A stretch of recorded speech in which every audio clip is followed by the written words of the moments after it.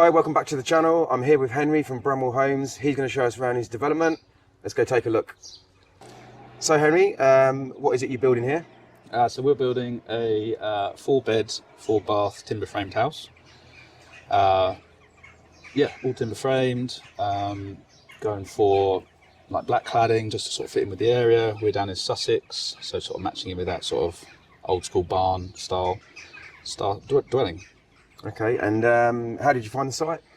My mum lives 4 doors down. Okay, so that's convenient. Very convenient. So we managed to get this direct to vendor. Little bit delayed just because of COVID and everything like that, but yeah, just secured it that way. So direct to vendor, so the site's not on the market. And did you know the vendor? No, I didn't know the vendor. My mum and stepdad vaguely know them for the village, but no, just basically knocked on the door, sent mum up, she knocked on the door. Knocked on the door, sent your mum up? Yeah, got an email address, come round, had a look, put an offer in, and that was it. Okay, so when you approached them about, wanting to build on their land, how did they, were they receptive to you, or? Yeah, they were receptive to us.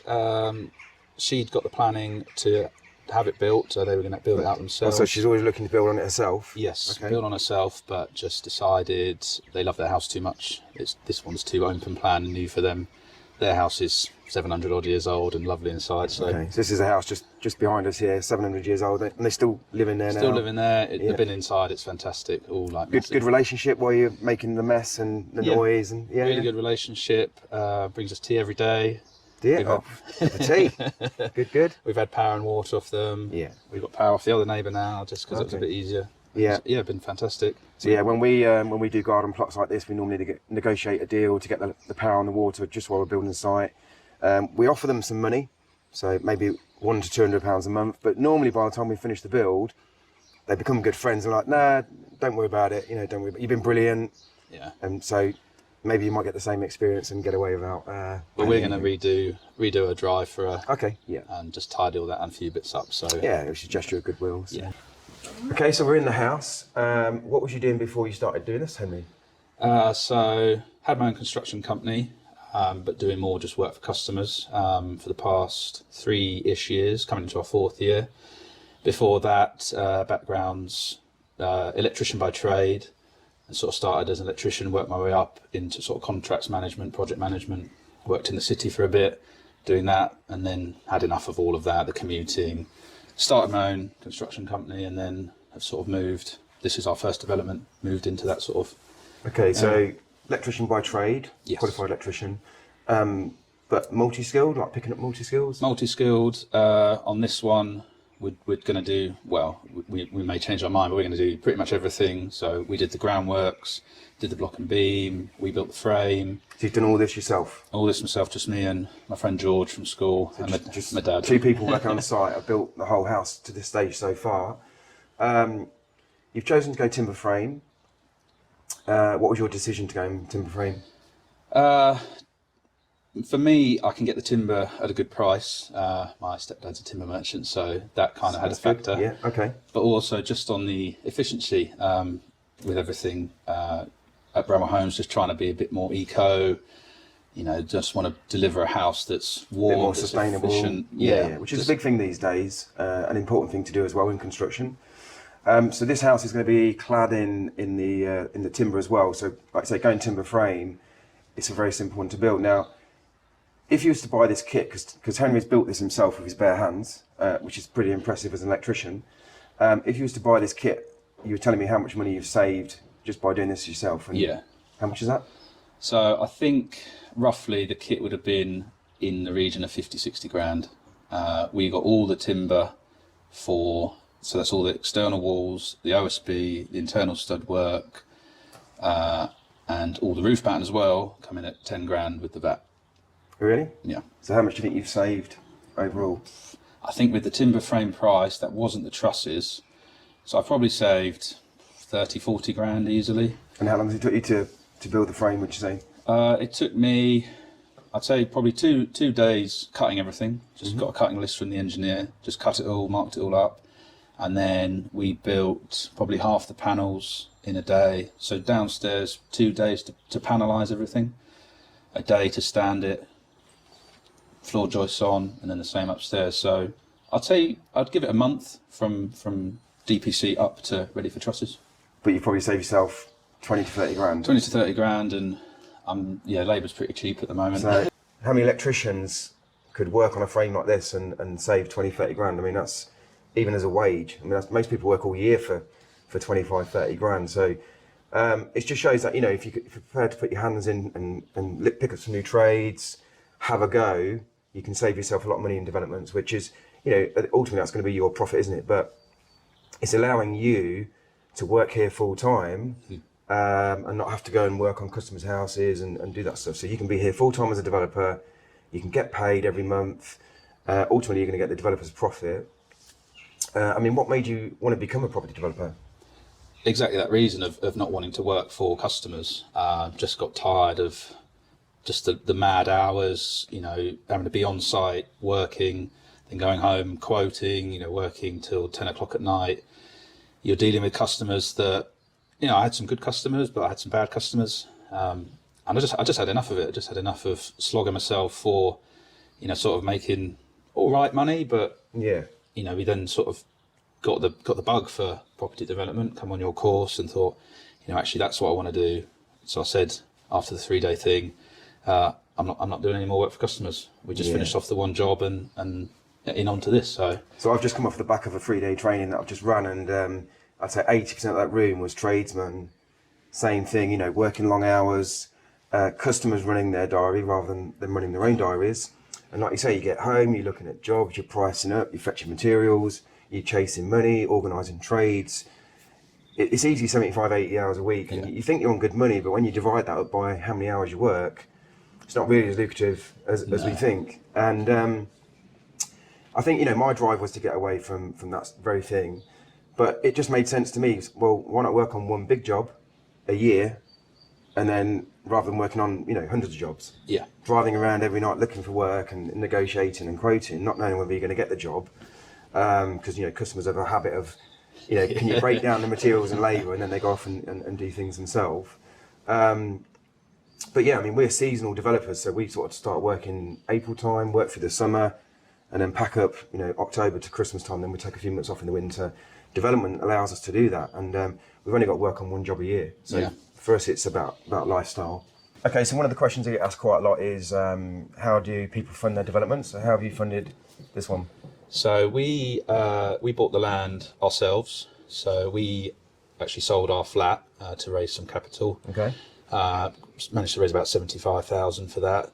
The land was 200 grand. So we spoke to family and friends. Sort of offered them a return on it. A few of them aren't that fussed on the return, so it's more about just helping you and just getting you started, getting us going there. Excellent. So we managed to secure the land, and then through Andy's course, we got in contact with Orium Finance, who sorted out the development finance for the build, and they've been fantastic. Really nice to deal with. I think it's quite an important thing there. What you've just said is that you sold your flat that you was living in to come and do something like that, do the dream. A lot of people won't be prepared to make those sacrifices, and my mentor taught me sometimes you've got to be prepared to go backwards to go forwards. I think anybody who's made a success has always been prepared to do that. Like, I sold my motorhome, I sold a property I had, you've sold a property, to just get a bit of capital to say, do you know what, now we're on our way. We use development finance as well pretty much most of the time, and like you say, working with the right company, family and friends giving a bit of money, supporting you. Anyone really can do this if they put their mind to it. So. And you just got to ask them. We just spoke to a few people, a few even relatives, uncles, aunts, and a few of them are like, oh, maybe. So hopefully on the next one, they're sort of seeing what we've done.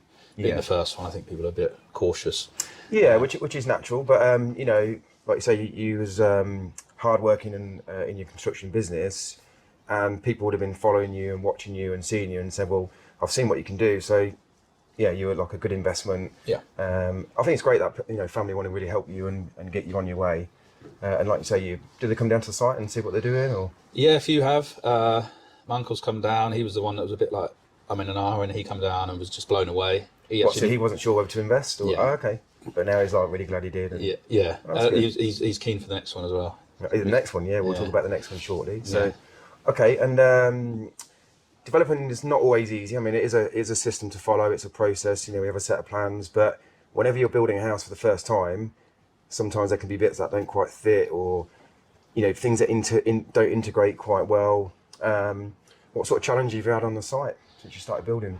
Sort of from day one, we started quite late in the year. We'd hoped to go through a bit sooner, but just delays with the purchase. So we had which is quite common. You know, so it's not you. It's very often things take longer in development, and like you say, just getting that deal over the line is generally the most common. Yeah. So we had issues with, because of the trees on site, we had to go deeper on the foundations. Okay. So we had to go 2.5 meters on the back and heave guard in. So that added a bit of time with the digging. We got the footings in time, but then end of last year we had so much rain that it was just a washout. So suffered quite a lot with the mud. So the weather was a big one. Yeah, a big one. I would have loved to have just been getting them out the ground in the summer, but wasn't the case. And then just a few bits where you kind of need to check with, I'd say just sort of question everything, like from engineers and architects. But then, you know, you're an electrician, so you are going to be learning a lot along the way. I mean, there's still involved in here, like say, structural side of things. The plans don't always work out as you're building these things. But I think, you know, to see how far you've come in such a short space of time, I think it's about embracing those challenges and saying, well, look, this is going to serve me better when I get on the next site. You know, no one comes in here and doesn't build a house perfect and doesn't learn something along the way. Definitely. And it just, like I say, it serves you better for the next development for sure. I think you just got to have a go as well. That's my main thing, is just to have a go at it. I know you've been talking about learning things on YouTube. Yes. So, which is obviously where people are watching us today, and that's what this video is about. So, I think it's great. You know, you can learn how people put timber frames, how they just make little things easier. People that have been doing it 20, 30 years, you can learn a lot from, can't you? And, 100%. I don't think you need to go and spend 3 or 4 years in a college these days to learn a skill. No. I think there's some fantastic trades showing what they're doing on YouTube. All got their own little ways of doing stuff. There is no wrong or right the way they do things. Any other challenges? Not particularly. I'd just say of my own fault is just trying to do everything myself. I think you can kind of get too into that, and it's weighing up subbing it out to people that... Well, the timber frame was definitely worth you doing it yourself. Yeah. I mean, yes, you could have got some carpenters in, probably still saved a considerable amount of money and sped things up. But, you know, look, we learn every time we do this sort of stuff. So it's not like you lost 20, 30 grand doing it yourself. But yeah, I think you've got to that point now where you're going to get some more trades in. Yeah. We've just been talking about plasterboarders. You've got a good plasterer, which is local. You have been laying the bricks on the foundations, but you've got a bricklayer who's going to come do the bottom face work. Yeah, the stuff you'll see.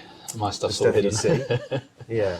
You're going to do electrics on this one, but you've already decided that this will probably be the last one you do electrics on. Yeah. What's made you decide on that? Just for me, because we're sort of looking at doing just one a year, or maybe two, depending, I'm just sort of weighing up whether we need to spend the money on the insurance and bits like that. Oh, so to renew your renew every year, yeah. I mean, ultimately, you know, you are here to become developers, and developing is about leverage, you know, using other trades, using other people's time. And like you say, if you do want to scale up, you are going to have to step back and say, well, look, let somebody else do that while we're doing this. Okay, so how long do you think you got left before you finish the build?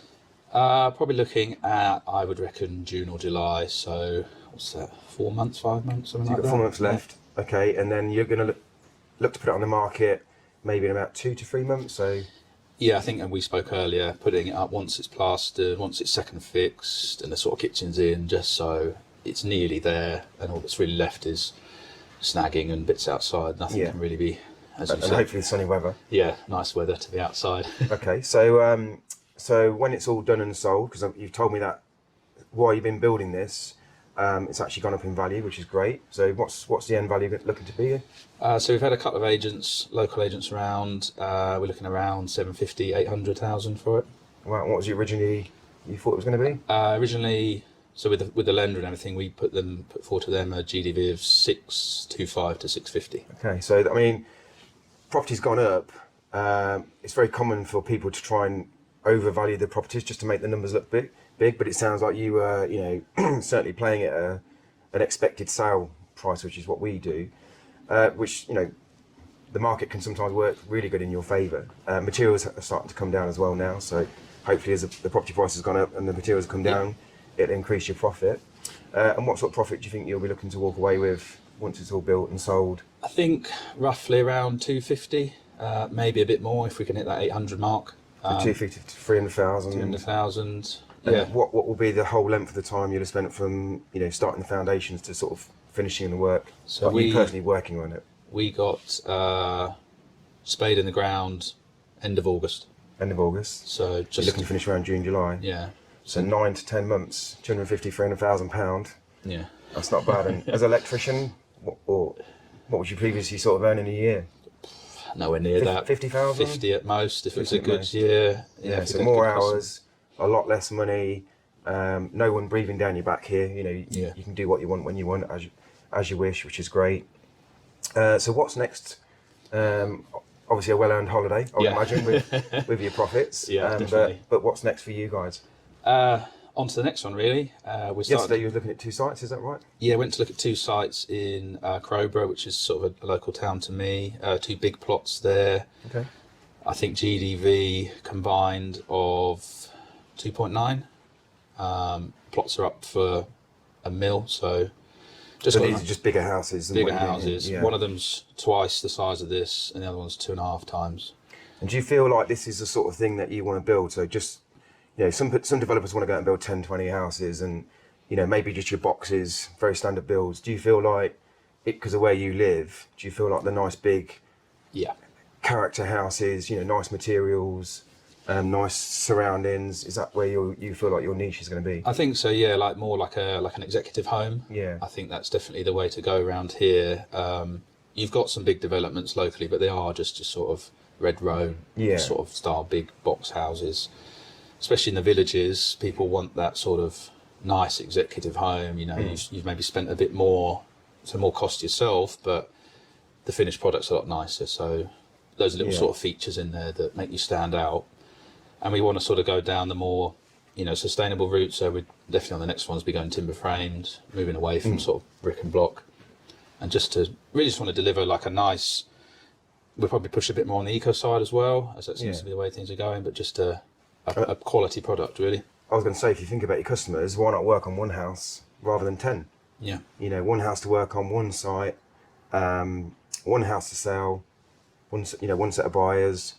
And if you can make the same profit as building probably 8 or 9, 10 small houses, then it makes sense. So yeah, great strategy. Yeah. Okay, so what would you say to anybody watching this video who is maybe looking to build a first house or get into property development? I would say go on YouTube. Just there's so much on there. Just anything. I'm a strong believer you can find anything on YouTube these days. I'd say do your 3-day blueprint course. For us, that was the turning point. We'd sort of looked at it and tried to do it ourselves before, but just so much was covered in those 3 days that it kind of just. Because obviously the construction side. So did you feel like there's some gaps about planning and utilities? Planning, utilities, funding. Definitely the funding. That was a big thing for us because we'd spoken to a few lenders, but they all just seemed a bit like loan sharky. Well, I guess the thing is, if you're only borrowing a small amount of money, I mean, 6 figures is not a small amount of money, but some brokers are not interested unless you're borrowing 500 or $1 million. So that's when my broker is really good because they will give the first-time developer the step on the ladder of coming into development finance. Yeah, that was the main thing for us, was getting a really good broker. It just took a lot of the issues away, the stresses away. Other than that, I would say have a go as well. A lot of stuff. Be prepared to learn. Yeah, you've got to go in wanting to learn, open-minded. Just otherwise, if you sort of not sort of stuck in your ways, but you find a few people like that where they only do it a certain way, you'll come unstuck, I think, and we'll find it really hard. I mean, going into your next development, you will have learned so much from this one. That's going to make that one feel like so easy, and you build some new contacts doing this sort of stuff as well along the way, building that team of trades.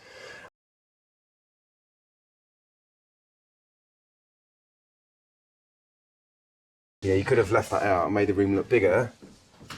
But I personally think if you can demonstrate where wardrobes are going to go, customers got to be able to come in here and see it and visualise stuff, and they have a real hard job of doing it at this stage of the works. Yeah. So it's all very well you saying, yeah, you can put your wardrobe there, but there's certain parts of the building that look very small at a certain stage, and then when you plaster them, they start and open up. But by that time, they've probably done the viewing. It's not quite for us. Yeah, definitely. And I think for us, because we've not really got the loft space as well, having one in each room is really sort of going to help that. You know, people come in and go, oh, small loft, but yeah, each room's got things. So ensuite here. Yeah, master ensuite here. How come you got such a big opening? Having a pocket door. Sliding door. Pocket door. Yeah. Okay. They work really, really well. Because like you say, if the door goes inwards, it's a bit of a pain. Obviously, it can't come outwards. So sometimes the pocket doors do work well. Just got to be mindful which brand you get. Don't go getting something too cheap because they're a bit of a nightmare to fix. I think if they do. I've got wrong. a decent brand now. It's worth paying that bit of extra money. We fell for that mistake. So what you got? Shower, then toilet. Shower there. Nice big sort of walk-in shower, like rainfall head. Yeah, just a vanity on the back with a sink and a loo. I noticed you've got all your insulation here already. See. Yep, that's all ready to go. It's good to have stuff like that here because, like, you're currently doing the roof at the minute, but if it chucks it down in rain, you can drop back in. Start doing some electrics, or like I say, start insulating. See windows going in tomorrow? Windows going in Monday. Monday? Yeah, all going in. So we'll be... So that's going to be nice. All doors as well, all windows and doors? Everything indoors, all going in. Yeah, nice and be wind tight, which is good, weather tight. You just need to protect your front door from people bringing stuff in and stepping on the threshold. Yeah. We get a lot of that, which can be a bit of a nightmare. Yeah, let's have a look around. Yeah. Keep going. So what's this, main family bathroom? So this will be family bathroom. So bath at the back, shower overhead, and again just everything sort of mirrored all the way along really. Sink and a loo. Just storage cupboard? Or is it going to have a heating That's going to have the cylinder in it? Yeah. Yeah. That'd be pressurised? Yeah, pressurised cylinder. My plumbers sorted all that out, so we got decent water pressure, but just with the size and 4 bathrooms and a kitchen and utility, we just needed to make sure we had enough hot water. So you've got another bedroom there, built-in wardrobe. Yeah. And then another bedroom over here. It's a big bedroom. So, yeah, bedroom ensuite for that one, and again, built-in wardrobe over the back there. This one's almost as big as the master bed. It's got some pretty impressive views out there. Yeah. Obviously with a scaffold, but you can nearly see our house. Nearly see your house? Yeah. Straight over, right on the horizon there's like a barn, and we're just up there, so nice and local.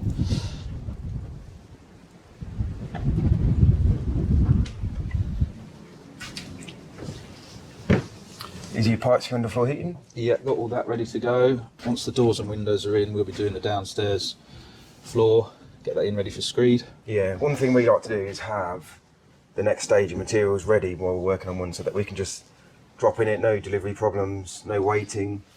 Like I say, we can start working upstairs and downstairs at the same time. Yeah. So quite a big space down here, all open plan. Yep. So kitchen this end? Kitchen this end. Kitchen that end, okay. So this will be sort of living room. Yep. That's the entrance way. Stairs will be here. So big open living room into the kitchen. Kitchen utility. And then utility here. Yep. So again, another sink in there, but just for like washing boots and stuff. Big sort of L-shaped kitchen with a nice big island, hob in the island. Yeah. So you can look out that way. Get that really big sort of open. Getting fantastic field views.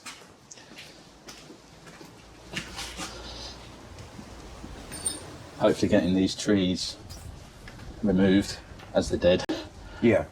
These two will stay, but the one covered in ivy, the ash has got ash dieback, so that will go and that will really open up that. Did you say these are protected, these trees? These are, protected there. Okay. Yeah. I mean, that's going to sell, to buy a house in a view like house, that. Yeah. And the room in the back? So we just got another... Got downstairs toilet. Downstairs toilet will be through here. And this will be... So this isn't sort of en suite, the bedroom door will be here. Oh, so you've got downstairs bedroom as well? We've got downstairs bedroom, office. So that can work quite well. Yeah. Especially with people having children living at home longer, maybe a parent living with them, they can live downstairs separate. So that could be a good selling feature. Yeah. What you got on your floor? 150 Celotex? 175. Yeah. 175, yeah. 175 on the floor, and then underfloor heating, and then a 60 odd mil flow screed. Flow screed, yeah. Yeah, we use the flow screed, it's really good. Yeah. What about the posi joists? Do you like those? Yeah. Pretty Not seen them that big before, that wide, but yeah. Yeah. They're, But yours are quite shallow in depth, aren't they? yes, yeah. Is that because of the height of the I think building, it's the trying height to of keep it the as low as it building. could? Yeah. So they've gone wider. They've gone wider here, but no, fantastic. Really, really pleased with them. Electrician's dream. Apart from Yeah. obviously catching them on the. Got to be careful you don't catch them on the threads, but yeah. And as we've got MVHR going in as well, so there'll be ventilation in each room. So ideal. Yeah. Yeah, for getting all that in. Looking good. Block and beam. First time you've done that. Did that all yourself? Did one before, not as big, but yeah, did this ourselves. Did it work out as the plan?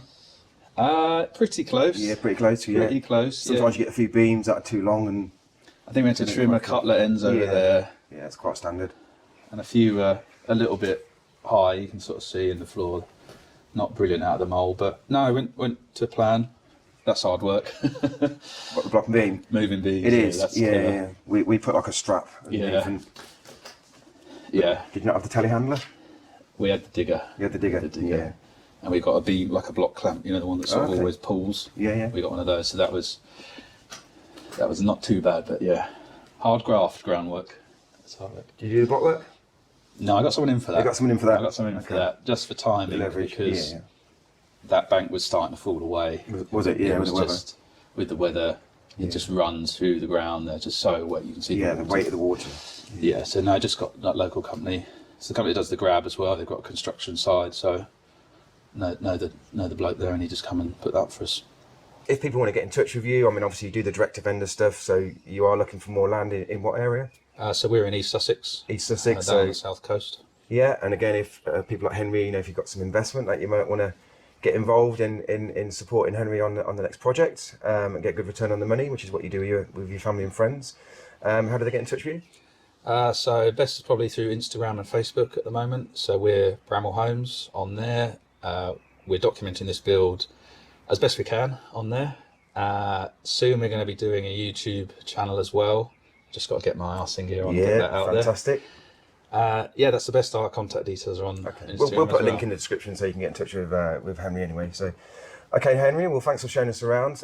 Best of luck with your next development. Lovely to have you down. We will come back and see this when it's finished, and again, we'll probably do another catch-up video and show you guys, because I'm sure you're keen to see what it's going to look like when it's finished. It's going to be an amazing house. It will be summertime, so it'll be nice and warm. I'll put the shorts on. Yeah. And yeah, well done. You know, congratulations. Thank you.